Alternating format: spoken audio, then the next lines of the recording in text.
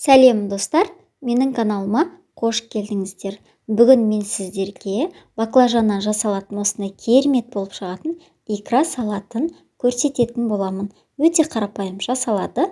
Видеоны соңына дейін көріңіздер, және де тойымды тамақ ретінде де пайдалануға болады. Енді керек заттардың барлығын мен төменге қалдырамын. Бізге керек баклажан, қызанақ, тәтті бұрыш, сарымсақ, сәбіз және де пияз керек, дәмдеуіштер керек болады. Енді баклажанымызды, яғни баялдыны тұзды суға қалдырамыз. Дәл осылай бір күнге қалдырсаңыздар да болады.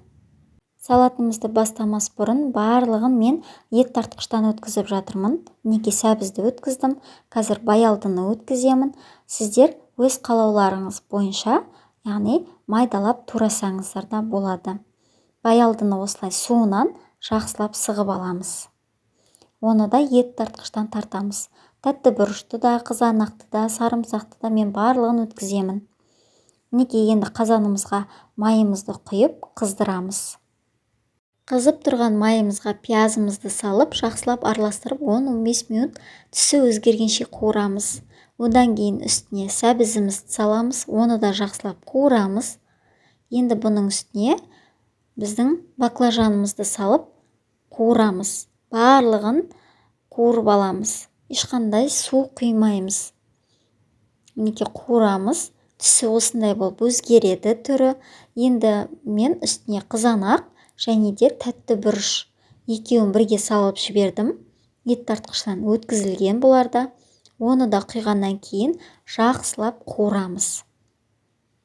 Астын кішкене баса отырамыз. Баяу отта осылай әдемі қылып қайнатамыз. Ешқандай су құймаймыз. Өзінің әдемі болып соғы шығады. Үстіне 3 ас қасық мен қант салдым, және де 2 ас қасық дәміне қарай тұз саласыздар. Банкаларымызды жуып тазалап, парлап аламыз. Ыстық күйінде бірден құйып, баса берсеңіздер болады. Неге түрі өте керемет әдемі болып тұр.